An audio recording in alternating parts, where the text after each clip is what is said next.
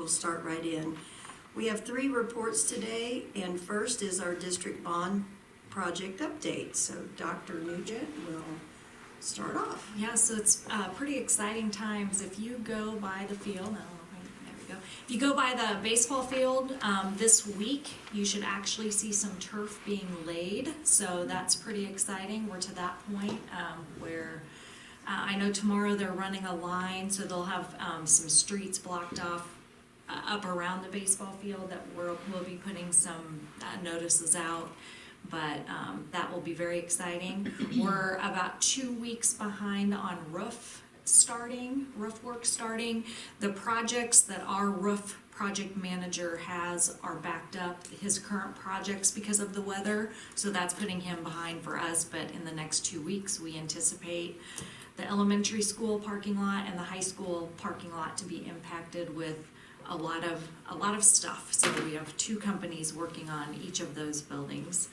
And then I have up for you our first renderings, brand new as of Friday, of some of the elementary school updates. I'm not going to show a couple of them that relate to preschool because elementary is doing their presentation tonight, and I know that Andrea wanted to show those off. But this is a rendering of the new office. Remember, we're going to one secure entryway. So about the middle of the building, close to the current library, will be the new entrance. This is another angle of that. If you can kind of see in the background the letter A and here the tail of that A, that is not set in stone. I think we may be using the little phoenix for that area, but that will be determined. But the red alone can be a little aggressive when we talk about a lot of red when you walk into that office. So we'll have our accents red. That's some of the workspace with the copy machines, the staff mailboxes. And then there's just another shot of that. The admin offices will be that part of the media center where the windows are. Trying to think, it would be kind of adjacent to that current computer lab. And then this is really exciting. Our nursing area will be extended, so this room would be primarily for some screenings. And then you've got the cots. I think there will be up to 3 cots in that nursing facility. So, and again, that won't be a primary side and an intermediate side. It'll be one health center moving forward. So I believe we had a good meeting today with our OAC, and that is with McCowan Gordon and the DLR group. They should be bidding out the elementary projects right after the first of the year. Still on track to start the high school renovations inside in March at the end of basketball season. They did just complete a sample of the track to make sure, to determine if underneath the track, whether it's going to just need resurfacing or some more extensive work. And so that timeline will be adjusted as soon as we get those core sample results back from there. But right now the plan is to start track and football field at the end of track season in May. So very exciting. HVAC controls and boilers will also be starting any day, actually. So, and then the bulk of HVAC will be done over the summer. The bulk of the elementary work will be done over the summer, and it's all going to hit at once, and we may really need our hard hats. So, exciting times for the bond. That's awesome. Nice update. AHS Robotics is going to be the next up. Are you ready, AHS Robotics? Yes. Okay, come on up.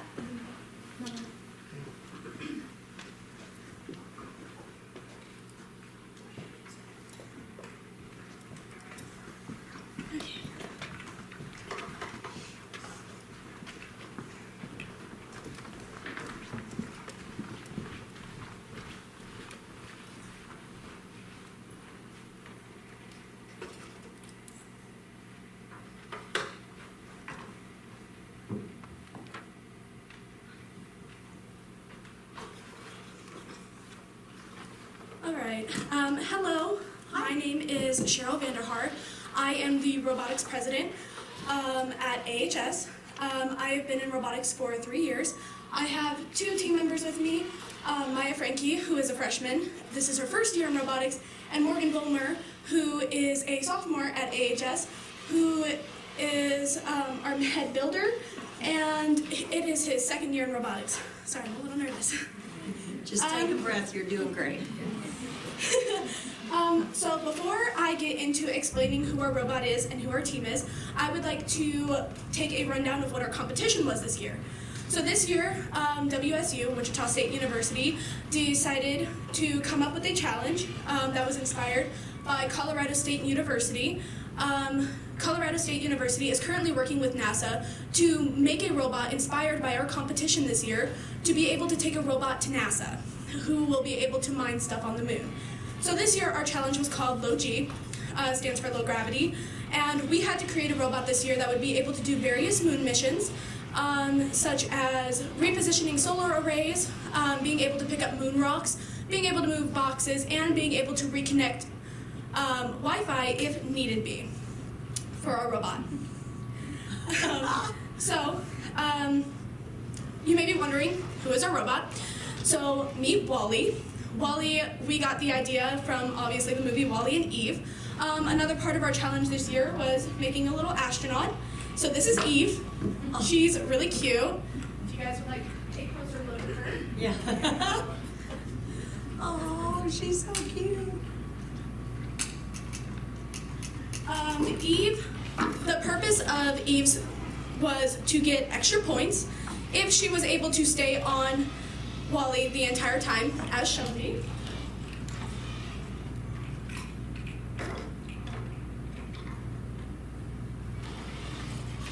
Eve would sit right there on the robot, and she would sit through the entire challenge, and we would get extra points for that. Here up on the board, I have our website. So what is the purpose of our challenge and our club? The purpose is to create a state-of-the-art robot for your everyday space needs. So because of the fact that our challenge this year was space-themed, we had to obviously create Wall-E to be able to do multiple things. Here's meeting our team. Our team consists of 12 members. They sadly were not all in this photo. I wish they were.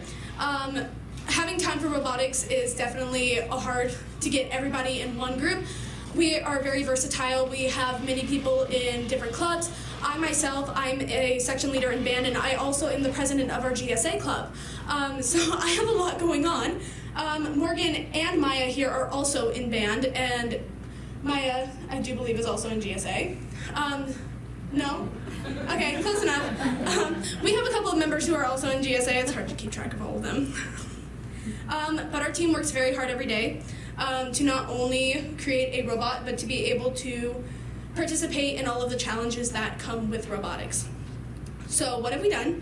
We have opened our robotics club to all. We are very inclusive to everyone in our school. We went from 3 people back in 2021 when we had the challenge Demolition Derby to 12 people in the club, which is amazing growth for not only past members but new members. I have watched our team grow from my sophomore year being 6 people to 12 people. It has doubled since then, and it is so amazing to watch. But here for you, I have our robotics commercial, if you would like to see it, which was made by our AHS Phoenix video production. They did an amazing job at it, by the way. Introducing the new Wall-E Atchison High Robotics Team Robot, now available for purchase. This robot can really do it all. Whether it's picking up rocks on the moon, playing card games with your child, fixing your car, shaking hands after an important business meeting, presenting you with its latest hunting trophy, picking out a movie for movie night, filming for a special occasion, battling an astromech droid at the Jedi Temple, picking someone's pocket, responding to emails, exploring feelings through art, or rising up against humankind. The Atchison High Robotics Team Robot is the true Swiss Army knife of robots. It can do all of this and more. You can get your very own robot shipped right to your door with one easy payment. Terms and conditions do apply. AHI does not recommend allowing the robot into your house without knowing that it may be smarter than you. It was an amazing commercial. It definitely got us some points on our booth. A little more we have here. This was our marketing presentation. And I'm just going to briefly go through it just so you guys can get on to what you need next. Obviously, I showed off the commercial. So this is the organization of Phoenix Robotics. Dr. Ogle obviously being our mentor, me the president, Joshua, who is our vice president. We have different categories of what everybody handles, which is marketing, design, booth, and drivers, engineering, and software. So our software, our head of software, is Joshua, and then he mentored Regan and Daniel this year. Engineering, Morgan, right here, is our head builder who did most of the building. Robert helped out with him a little bit. Working in booth and drivers was me and Hessa, and then Kaylee and Calvin were drivers. Morgan also drove the robot on game day. Under design is also Hessa. Hessa is our head of design who not only designed our booth, but also designed our t-shirts, which I have with you today. Oh, fun. Hessa did an amazing job, and we actually worked with Cornerstone to get these t-shirts. They turned out really nice. I really loved them. They came in 2 colors, which was purple and black. These are our sponsors that we had to have on the back of our t-shirts. Which brings me to company experience. So we obviously have a lot of people in robotics, which I would like to take the time to be able to mention them. We obviously have me. We have Brooklyn Kelly, Hessa Gonzalez, Regan Grand Prix, Joshua Haupt, Morgan Bulmer, Kaylee Vanderhaar, Robert Finnegan, Maya Frankie, Lorelei, Daniel North, and Calvin Mortensen.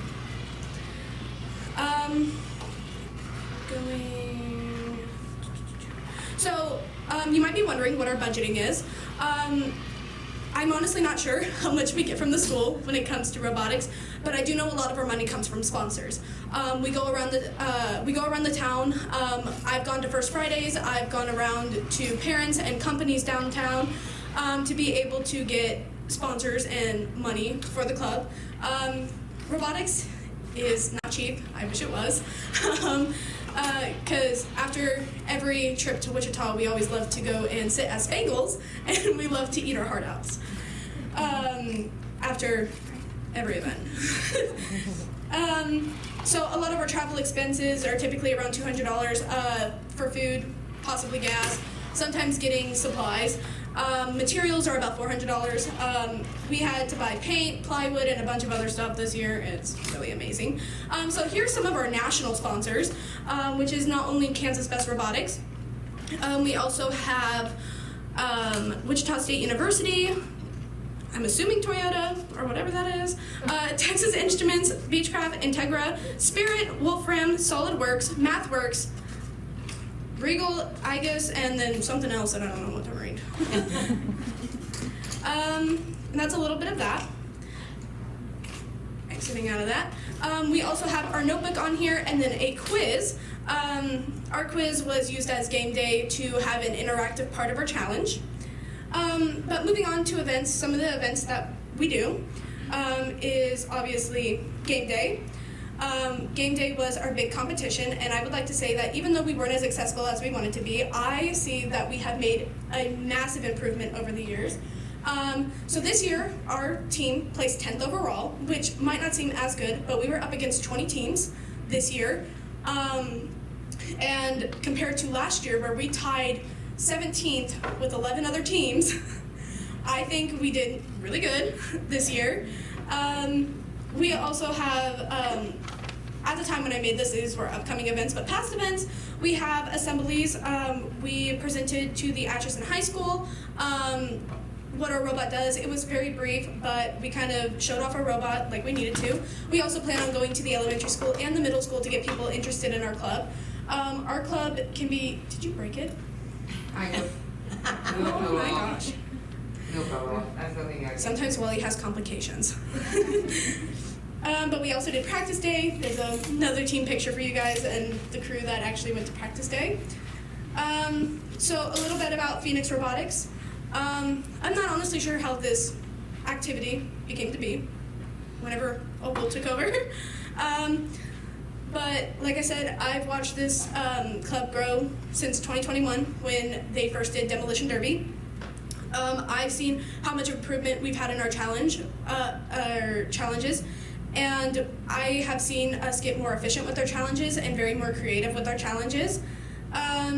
And we've basically been working on this robot nonstop since day one, which was kickoff, when we sat down at a Spangles and we were drawing out our robot and how we wanted to plan our challenge out.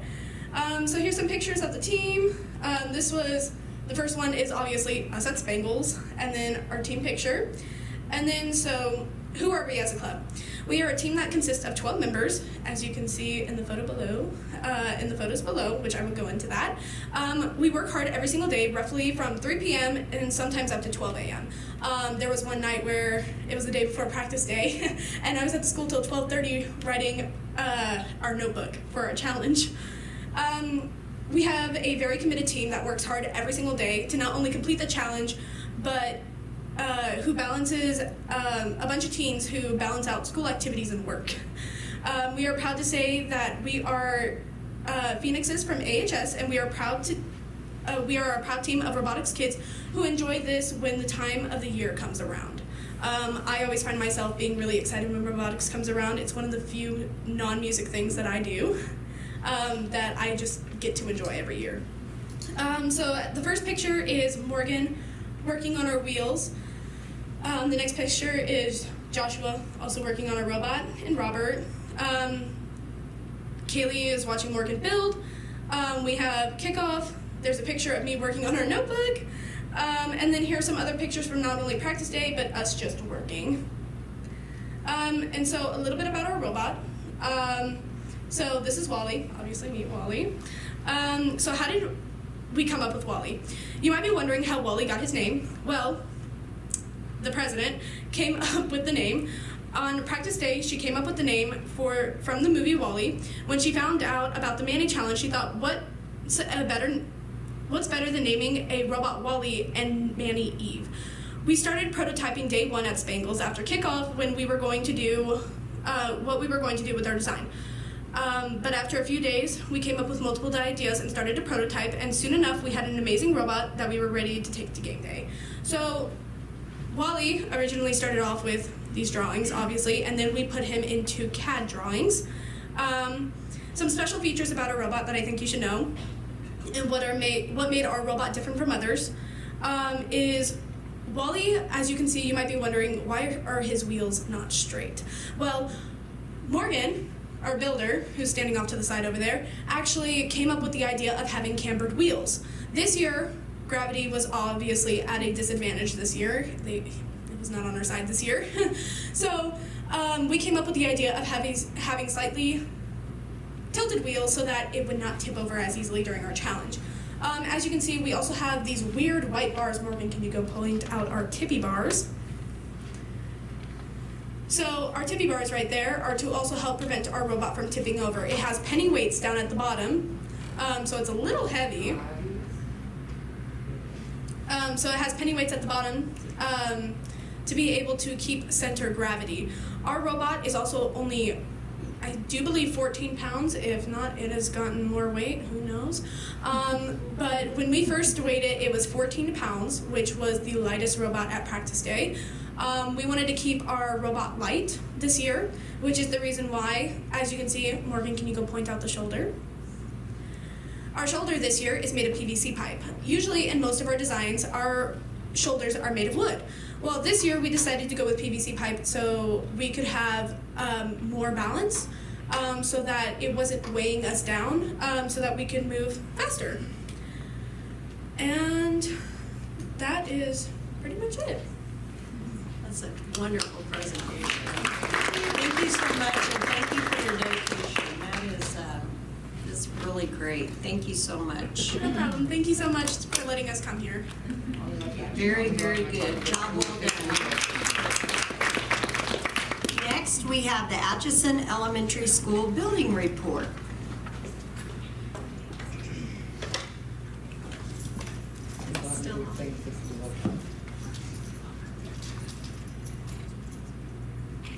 Okay, hello.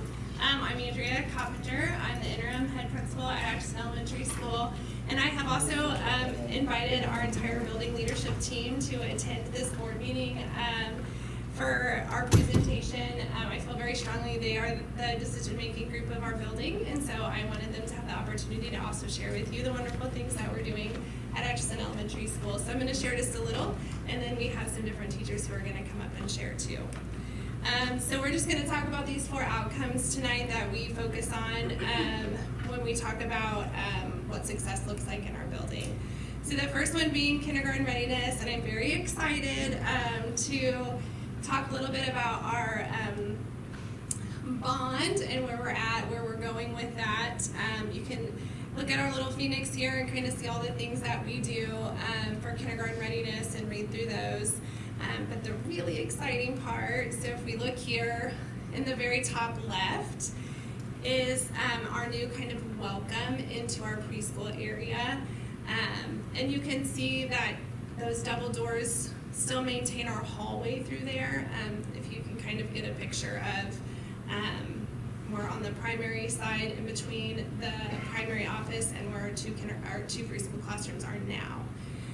So we have that for fire and for safety and emergencies. But if you look at, so that's this hallway here. So these 2 classrooms here, those are our current classrooms. So they're just kind of getting a facelift, nothing major happening there.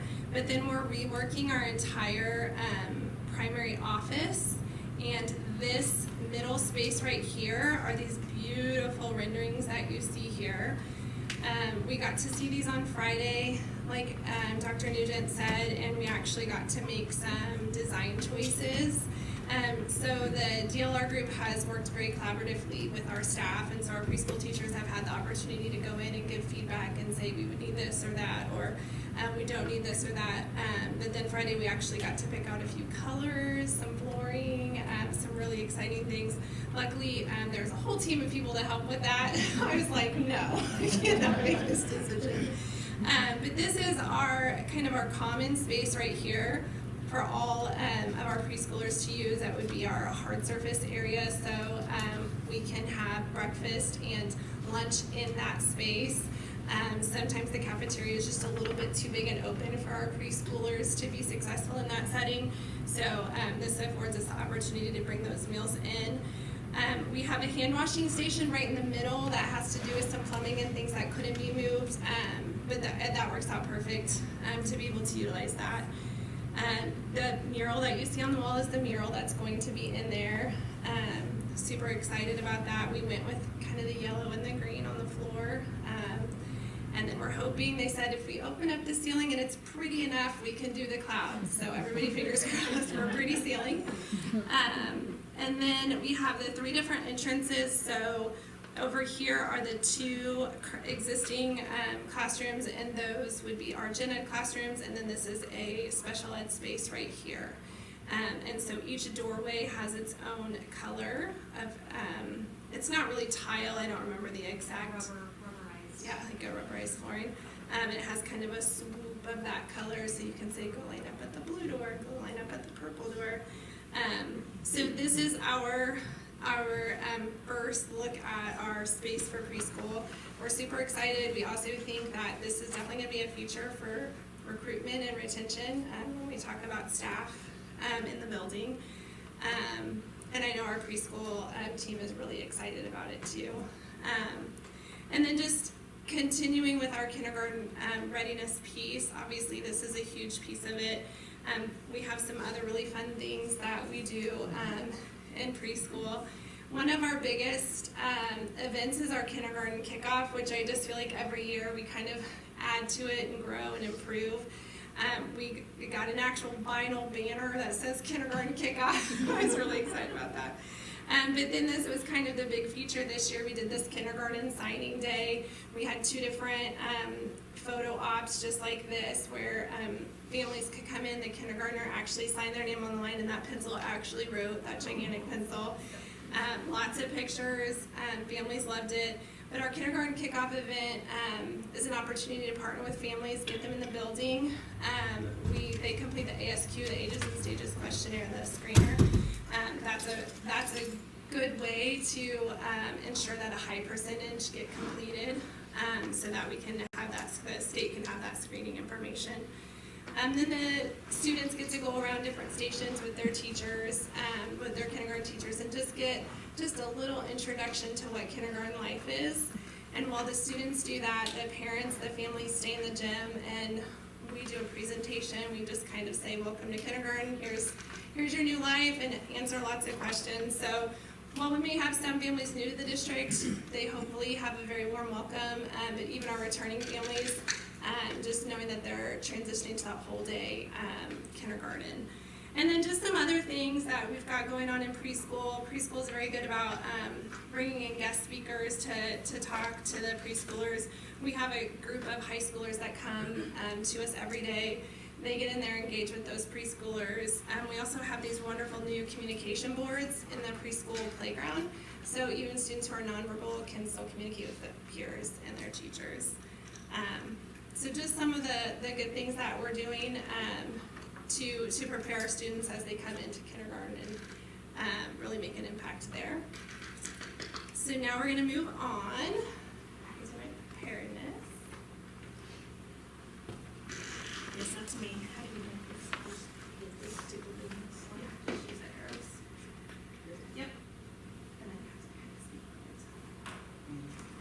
I'm pretty loud. Or so I've been told I'm pretty loud.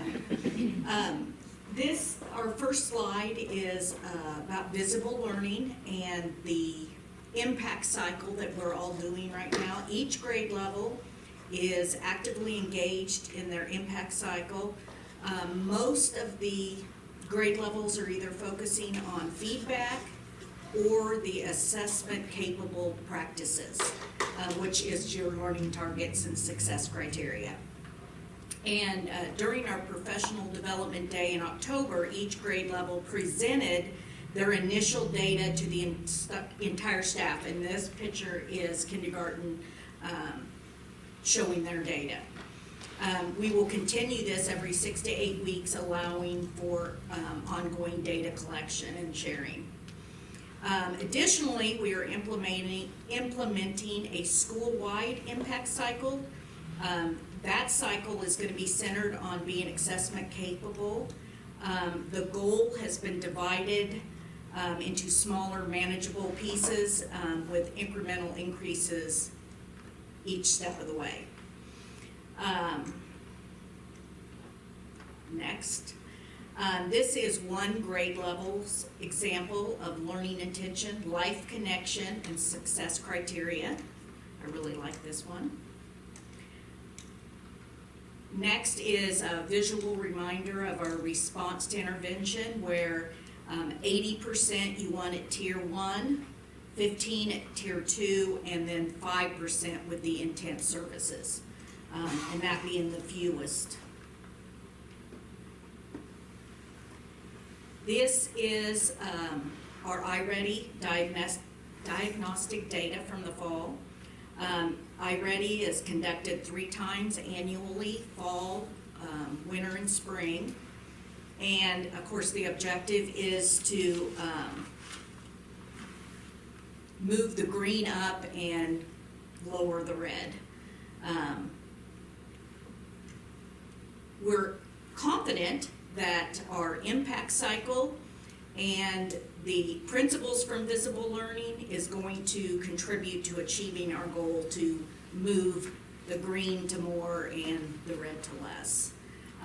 In addition, we also are implementing reciprocal teaching, which is also known as the Fab 4. This is a high impact strategy that we started last year and we're continuing on. And I will say the integration of visible learning and reciprocal teaching is embedded within the iReady magnetic reading program that is being utilized 3 through 5. It's built in, which has made it really, really nice to make sure you're doing it each time. Our building leadership team opted for poetry as a mean to enhance the effectiveness of reciprocal teaching, and Here's lots of examples of it in use. One slide is in 5th grade, we have a poetry wall where we will display some of their works. Some of them, one of the things they like to do is create a poetry presentation on the iPad, and then they will share it with the rest of the class, and then we put QR codes then for you to see the presentation. So that's part of our poetry wall. So we have not only the drawings, but we also have the QR codes. Here's a couple of our anchor charts, poetry journals.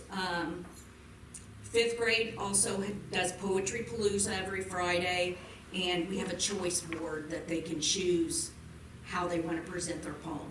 I will say the kids absolutely, they can't wait to start working on their creation for the next week. Every week there's a new poem, and as soon as we give it on Monday, they are already planning on what they're going to do for Friday. So each grade level has different poems. Several teachers spent a good portion of the summer putting together the weekly poems for the year, plus a playbook on how to incorporate reciprocal teaching into the lessons every week. That's all. Is that it? So.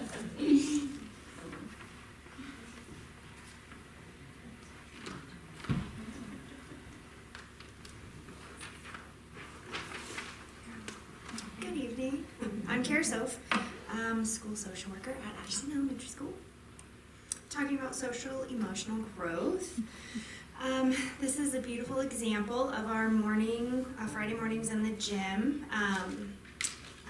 Our new school counselor, Miss Ross, and Miss Leah Martin, 1st grade, and actually a staff person's daughter who won. So, formerly known as Sore Slips, we've upgraded our Phoenix feathers with the intent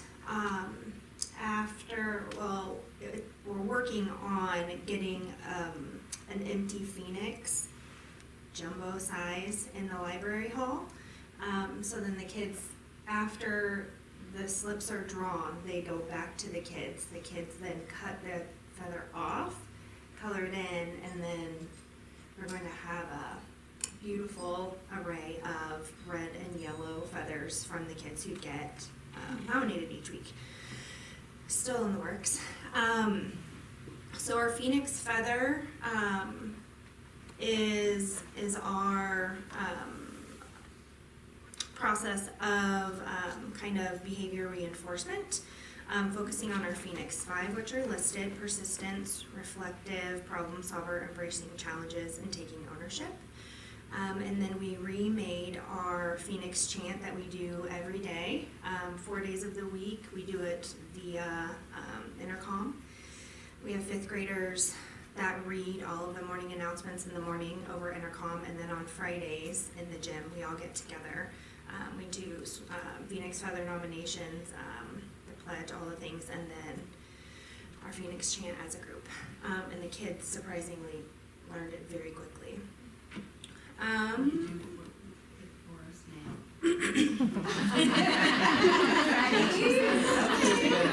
Ready? At AES, we give our best. we embrace, Challenges, I try new things. we take, Ownership, I'm in charge of my learning. we are, Persistent, I keep trying. we are, Problem solvers, I can expand my mind. we are. Reflective, I can meet my goals. Let's spread our wings and fly so high. Go, Phoenix, go.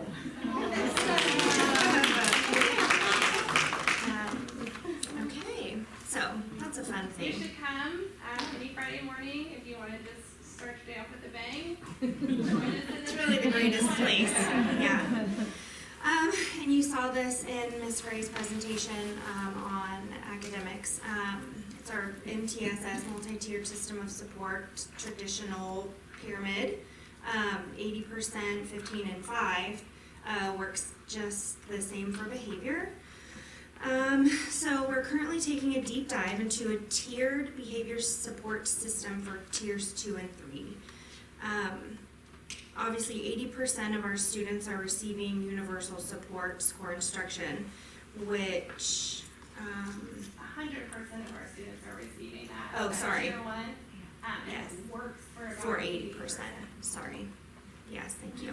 So this is where our current SEL curriculum is second step. So this is every day teachers have SEL time put into their daily schedule. And then Ms. Ross and I, our school counselor, we do push-in lessons. And so basically once per quarter, we make it to each classroom. And our lessons reinforce and support the current second step curriculum. We are also currently exploring alternative options that may work better for our students and our students' behavioral needs. And so typically fewer students need these targeted interventions and even less need the more extensive services. So like tier 2 examples would be like when we take kids to our GEI teams, or General Education Intervention Team meetings, at least 2 mornings each week we have a primary and intermediate group. And teachers bring their students essentially for like a brainstorming session, like what's going well, what does the student need for support, and then our GEI team just ask questions and what are you doing, what do we need to do, how can we support. And so sometimes that looks like, well, we need to do check-in, check-out, somebody, like always the basis is supporting relationship building, because that's the key in everything that we do. So check in, check out, small groups. Ms. Ross and I do a ton of individual sessions with students. And then the tier 3 individualized intensive services, this is gonna be like our GEI team as well. This might be where the school psychs step in and do SPED or 504 evals, things like that. This is also where our kids are getting community mental health support. So guidance centers either coming in and working with our kids within the school setting, which is a beautiful way to reduce the barriers that our families have. Hope Therapy, Ashton Community Health Clinic, all the community mental health options we have, which is not a lot. We have maybe 2 more. And then So typically this works as, 20% of our students need extra, and of those 25% need a lot extra. What we are seeing, especially this year, is that our needs are significantly increasing, and we're having to ask ourselves, how do we develop a system in which we also have the time we need to utilize it in its entirety? Behavior is an untamed beast, I think. Many of you already know that. And so just how can we help these kids in the way they need the help while also being able to function, in our roles and not like die of, compassion fatigue or, whatever, like not get everything that we need done in our day. Part of knowing how to meet the needs of our students is knowing what those needs are. And so we're currently collecting data so that we have a baseline for that reference. And then this is our new BLT approved behavior expectation matrix. We just wrapped this up this last week, 2 weeks ago, last week, I think it was last week. So it's important for us to establish consistent expectations, obviously. This is our behavior matrix. Our goal is to create more consistency within our expectations, and we have a plan to teach or role model this to all the students through some version of a schedule with those of us who work so much more closely with behavior support, probably in the upcoming weeks. That's it.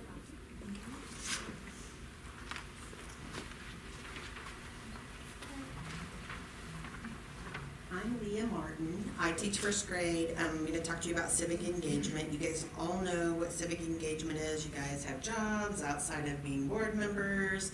So one of the things that we try to do at the elementary school, we can't drive, we can't go anywhere, is to build relationships with people and groups and businesses in our community that will come into the school and talk to our students about things, all kinds of different things.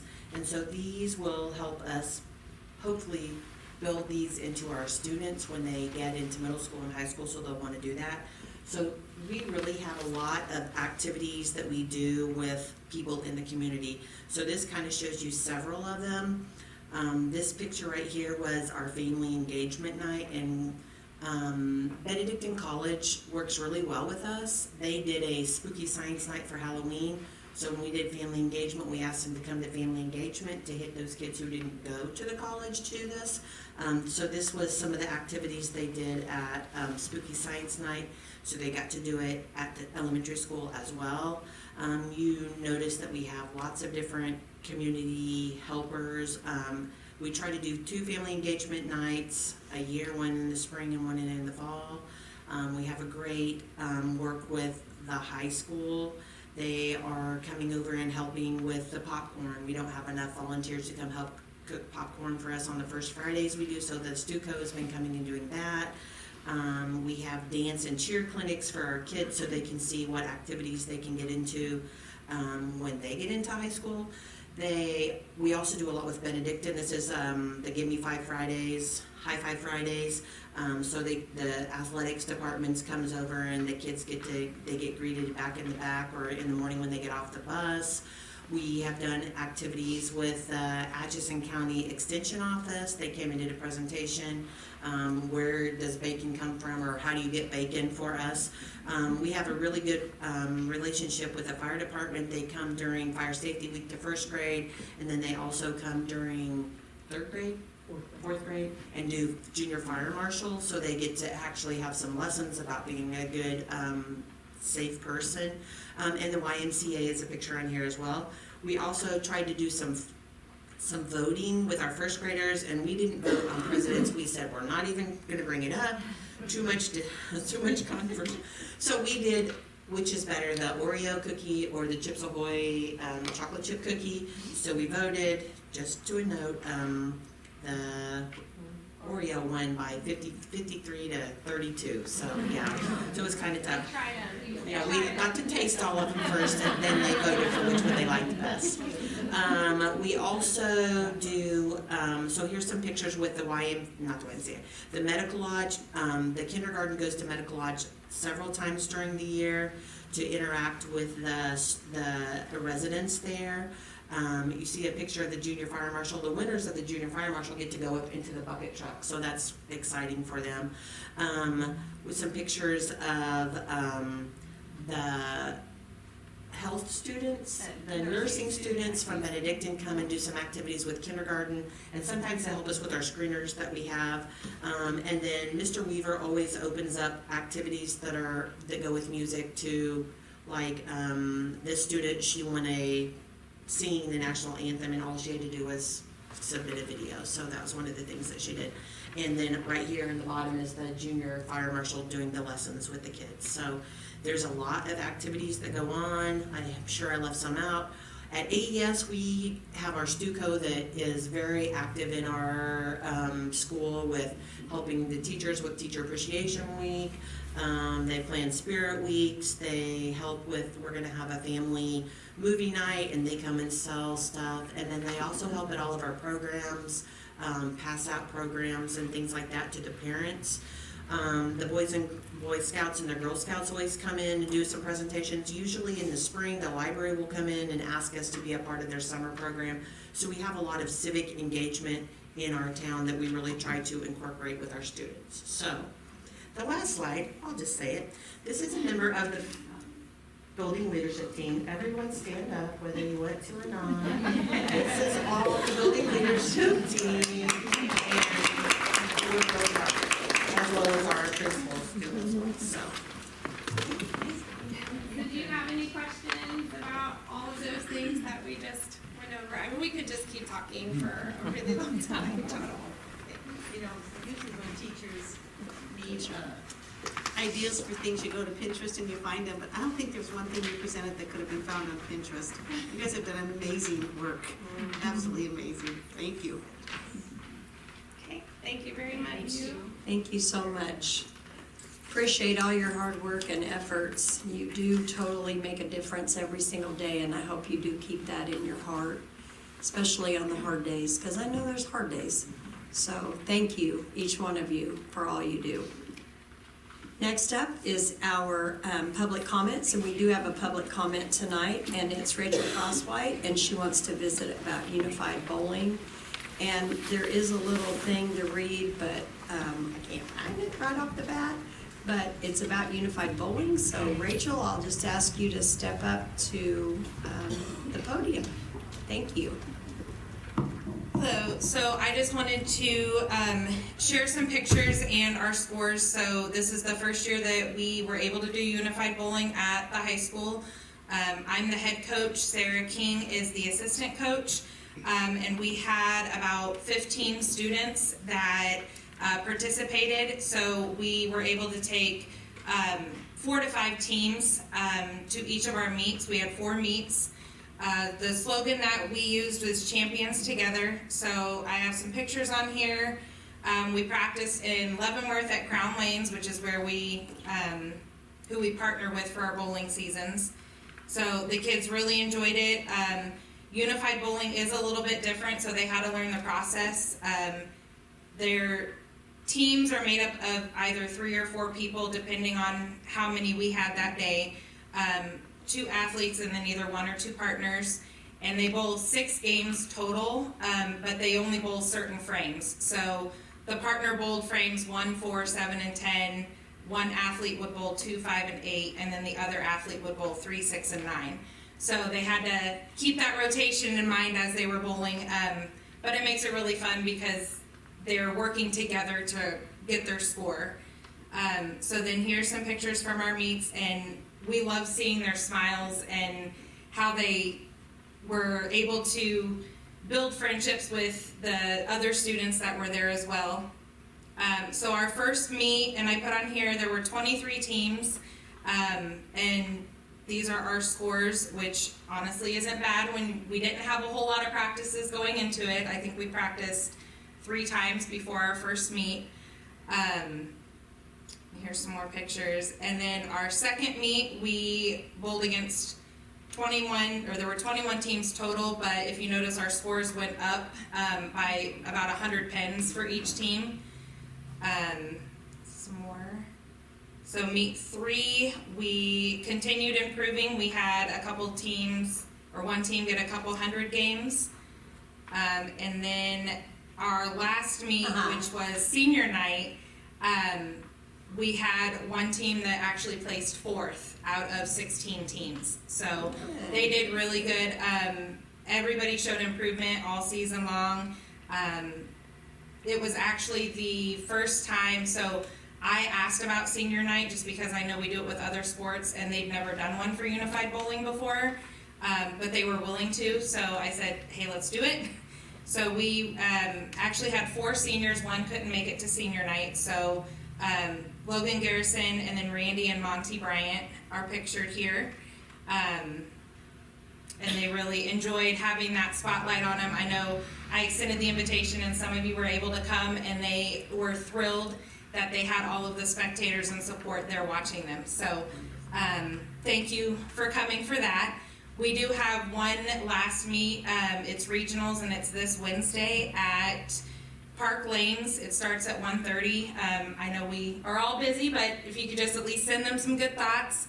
And then this is our team picture. We have Christian and Ryan that are our managers. So while they didn't get to participate in any of the meets, they still were included, and they enjoyed being a part of it as well. So, thank you.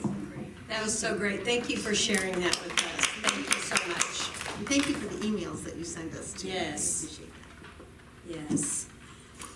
Next is our time to approve our consent agenda as presented, and I'd entertain a motion for that, please.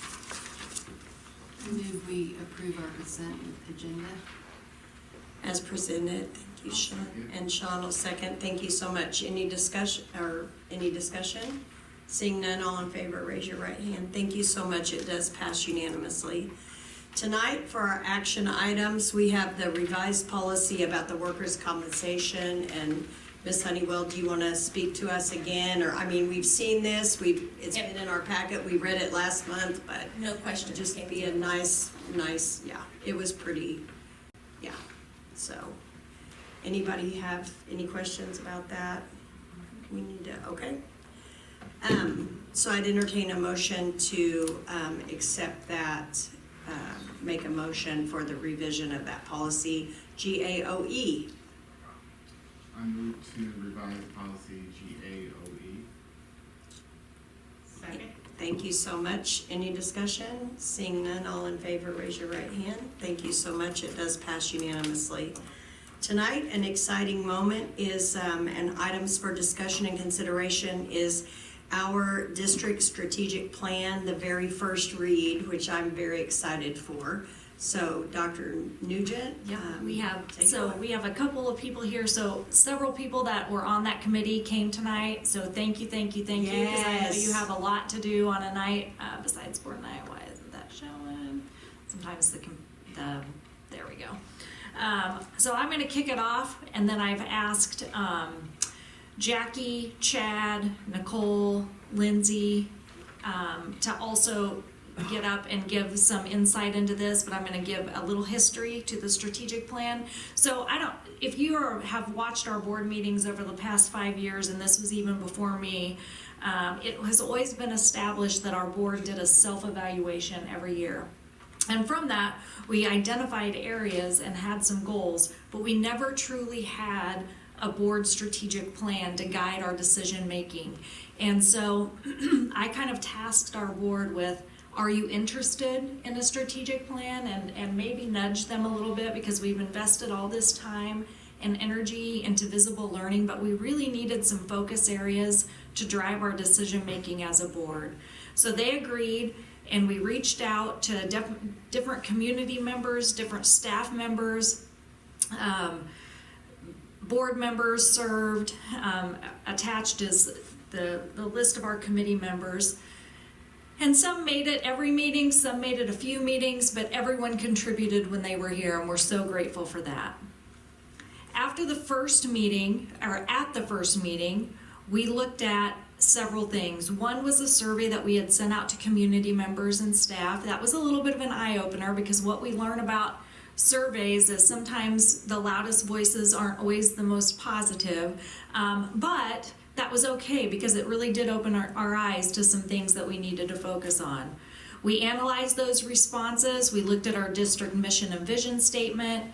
We reviewed a process to be used, which was a SWOT process: strengths, weaknesses, opportunities. And T is, what's T?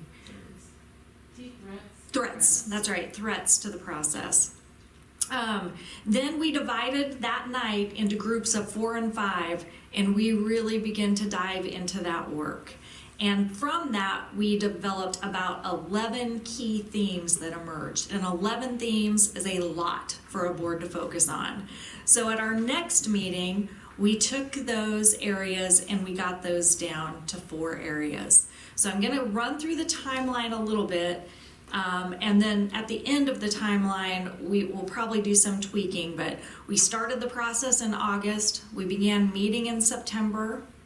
In October, we took the work that committee did, and I brought all administrators from the district and 2 board members, I think, in the first meeting, and we really started to hone in on taking those 4 big ideas and setting up the action plans that are going to be needed to make those goals happen. Today you've got the first read. In December we'll ask you to take action, and we've already found a few minor things that we would like tweaked, but we'll point those out to you tonight. And then in January we'll start implementation. But also in January and perhaps in February, we'll come back together, maybe an hour before a board meeting. We'll have a work session, and we'll really try to delve into a timeline. This is a 5-year plan, so we can't do everything on the list in year 1. There will be some things that are yearly, but some things we'll really want to say, we really need this and this to fall into place, so by the time we get to year 5, this will be effective. So I think this is Jackie's. Yes. So this is the beginning and the direction. So the first thing that we did is they asked us to look at our mission and decide what were the words there that kind of stood out to us that we felt were important or that spoke to us. And so the picture I can't think what it's called right now. Those kind of show up what, you know, the bigger they were, the more people had put them in and things. So, which then took us back to our mission to see was there anything that we felt needed to be addressed within that mission. And there, if you would look for what we formerly had as our mission statement to what we came up with here, it's very similar. But I think the word equitable was the one change that we came up with. And the idea that was equal before, and now as times have changed, equitable means fair and just. So that's why kind of came to that conclusion that that might be a good idea. Then for the vision, building successful futures for every student. What does success look like? If we had to define success of students, what were some of the things that we were looking for? And so those kind of honed in to the list that is there. Critical thinkers, communicators, emotionally balanced, all of those things were ideas that came forward from that discussion and the work that we did there. So from that, we have there our vision, mission, and then our belief statements that we have had before. And really the only one, like I said, was the mission that we talked about. But we came up with these 4 big areas, and they were educational opportunities and learning. And so there's a goal there, and then there are 3 things that really came to surface from those items. Thank you, because I cannot read that. I'm like, whoa, no. So the first one, cultivate a safe and positive learning environment, educational, and so that's like instructional capacity, social emotional learning, and virtual learning. So those are the things that we are going to work on to meet our challenges that we have, that we want to strengthen going forward, turn that into a positive, or also explore the idea of what might virtual learning look like here at 409. High quality staff, so supported culture, educator licensure, and recruitment and retention. So we know that that's a big deal. Today we sent out a survey, and if I hear one more person tell me they're not going to do this anymore because they're going to just retire, I'm going to scream. But anyway, so high quality staff, we've got to be looking to the future to see who's, how do we get people here, and then how do we keep them here? And what are the things that we need to have in place for that? Community partnerships and CTE, that really is just what it sounds like. How do we work together to take our CTE classes and things that we have going on, a lot in the high school, but they could also be some down at the middle school and things, but how do we work on that career exploration, which does go K-12, and also how do we work with our community members to have partnerships to be able to really prepare our students for the future that they're wanting, that we want them to have, right? That we want them to be having those opportunities and those choices when they leave us. And then the last one was communication, and so there's always a lot of things. This doesn't surprise me because we get this every single time, right, about communication. Some of us are communicating too much, some of us aren't communicating enough. I mean, it just goes round and round. So those were some goals that we have there, and then some steps that wanted to take to perhaps address those. Perfect. You guys get me for the first focus area of our strategic plan, which I think is probably one of the most important, because this is the day-to-day part of school, our educational opportunities and learning. And in this portion, there's going to be 3 different aspects to it. And really what they're all trying to do, what we're trying to do with all of these, is to increase that student engagement, increase that student achievement, and increase that student growth. And in this first section, we're going to look at instructional capacity. And really what that boils down to is we're looking at our resources and whether they're aligned with not only from in a certain building, but across the district. And we want to build that teacher capacity and their learning, which will hopefully transfer over to the student learning and achievement. And so we want to build that capacity of our teachers and how can we get them better at what they're doing day in and day out and build that teacher craft and ultimately, like I said, increase engagement, achievement, and growth, and use data that we have to help drive that instruction. And it all boils down to is knowing our impact. How are we impacting our kids, and what are our kids feeling, what their achievement level is. And so that's really what this first section is about. I'm not going to go through all of those, but looking at our systems, the things that we have in place, how can we, what have we forgotten that we learned in the past, what do we need to build upon and get better at. But really it boils down to having those good practices within our school day, each hour, each minute when we're with our kids, and how that's ultimately affecting them, and getting it from the lens of the child, not just the teacher too. So that's that first instructional capacity piece. The second part is going to be the social emotional learning. We all hear about the hierarchy of need. We need to look at all of our kids and building those soft skills, those employability skills, maybe those things that aren't necessarily on a test. That's a little bit harder to evaluate, but we still need to have those frameworks and things in place, and so that we can help support each individual student and their needs, because we all come with different things into those classrooms, and building upon those, and ultimately building upon their well-being, their sense of belonging, and just having a positive culture within our schools. And that's what really this second section is about, and having data points along the way to tell us how we're doing, and actually getting input from kids about how they're feeling and that sort of stuff, and tearing that out like the elementary had talked about. What are we doing for all of our kids? What are we doing for some of our kids? And then a little bit higher level of need in other cases. And then the last section is going to be about virtual learning.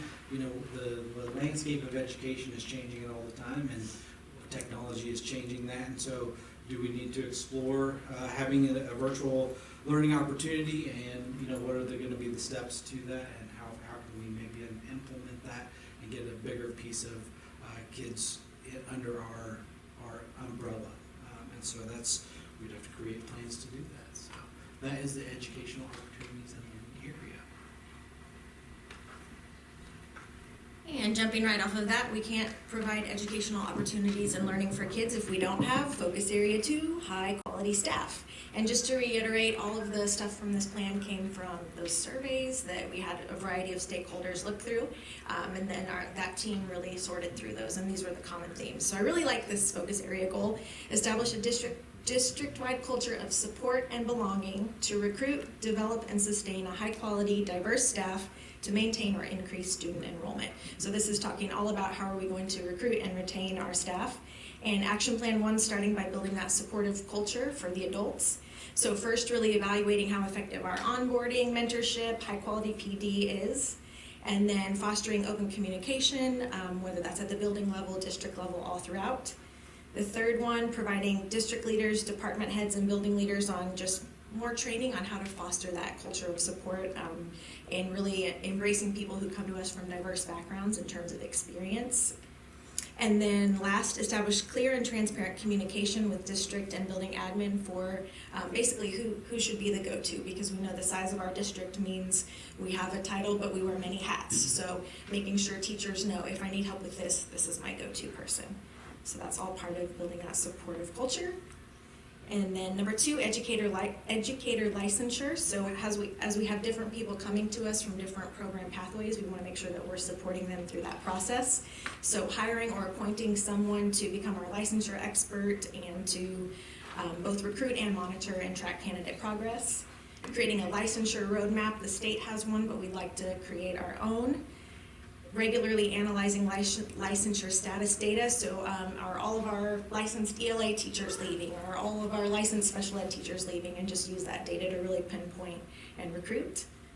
Looking at any policies about licensure renewal we might need to adjust. And then conduct an ongoing needs assessment with educators to determine their needs related to PD and how that might tie into licensure renewal. And then finally, focus area 3 is overall recruitment and retention of staff.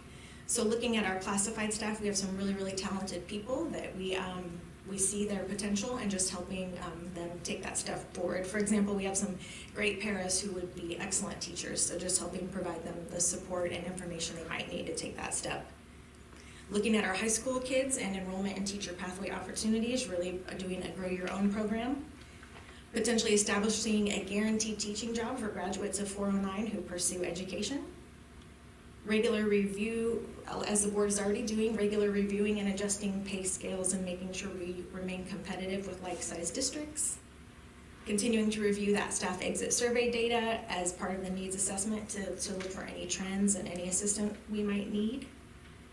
Helping teachers with PDP points and moving over on the pay scale. And then finally examining potential incentives for certified and classified staff, whether that's a signing bonus, referral bonus, or just trying to get creative there. And hopefully as we increase enrollment, we'll be able to do some really out-of-the-box ideas. Hello. So I have the next focus area, which is community partnerships and CTE. And so this focus area is really to implement that career and technical education to community partnerships, to enhance civic engagement, which we've talked a lot about. I mean, the elementary school has so many wonderful things. And prepare students for the workforce, promoting pride and awareness. And so this is our community. We want our students to finish with us and then come back to us. And so how do we do that? We get them out into the community and working in the community early. So some of the key points for this action plan. First one is career exploration. So we've got to have exposure, right? We've got to make sure our students are exposed through career fairs, which we already do some of those things at the high school, but really moving those from just the high school to our middle and elementary schools. Really creating those partnerships, getting out into the community and allowing our students to really work in businesses and community spaces where they're seen. And so that makes them want to come back into our community all the more. Making CTE accessible. One of the great things we're doing next week, and we hope that you all can come, is we're going to have a CTE showcase. So really making sure our kids get involved and want to showcase what they're doing, and so doing more of that, not just at the high school, but at all grade levels. And then really thinking about the possibility of moving, not just having CTE at the high school, but maybe having CTE at the middle school, and really looking at our 18 to 21-year-old program, which is our life skills program for our kids with our students with disabilities. So really getting them out into the community and working more in the community. And so the second part is real world learning. And so those action plans are really, the first one is that volunteer match program. And so really looking at our students' IPS and looking into the community to see what are some businesses and places that our kids can really get into based on what their individual plans of study say. And getting them out there and getting that experience, that hands-on experience. And so I know some of our kids work at the child care. They go over to VOTEC, and then they move into a lot of our child care centers. They go over to the elementary school. And so really expanding that and really looking at our individual plans of study so that we have more kids who get out into the community and have those hands-on experiences. Goals, setting those goals for our students and our employers. And so if we know that one employer needs 2 or 3 kids, we set that goal, really looking at those individual plans of study and getting those kids to those businesses so they can get those experiences and they can become employed by those businesses. Having that relevant exposure, what is out there that is the need of the community, that we can start to look at our students and really build them up to go out into the community and work where jobs are needed. And then real world learning opportunities, paid or unpaid. One of the things that we started this year with our high school students is they go into the elementary school and they do lunch duty for the elementary school, and then they're spread out amongst them, but those students are paid to do that. And so really looking at more opportunities that we can get our students out there for that. And then finally, civic engagement. We do a day of service, but we go into business, we go into places all the time, and they're like, we need to see you guys more. We would love to have you come out and do more. And so that's a great word to hear. We want to see you do more. And so if we've got our students that want those opportunities to get out there and do those things, we want to put our kids in the forefront and get them out to do those things. So that's civic engagement and CTE. All right, last but not least is communication. So for our focus area, we had really talked about developing and implementing a comprehensive communication plan that fosters the district-wide culture of trust, positivity, and strong relationships by effectively sharing our school's community stories, successes, and promoting open, authentic communication among all stakeholders. And I know you guys all know in this era of social media and lovely communication, it is at the forefront of all of our minds all the time. So, and as Jackie said, you can communicate too much, too little.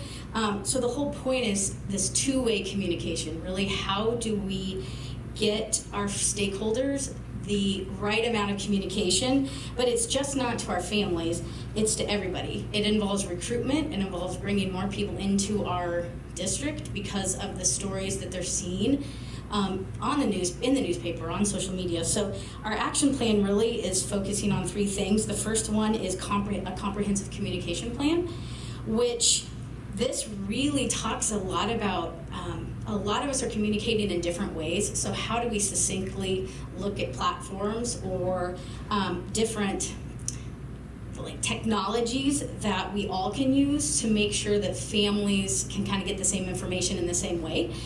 So they don't have to go to 14 different places, I just make that up, but multiple places and try to find the same information. Just kind of a piece of this is one of our websites, just continually updating websites to make it more user-friendly for our stakeholders to find information.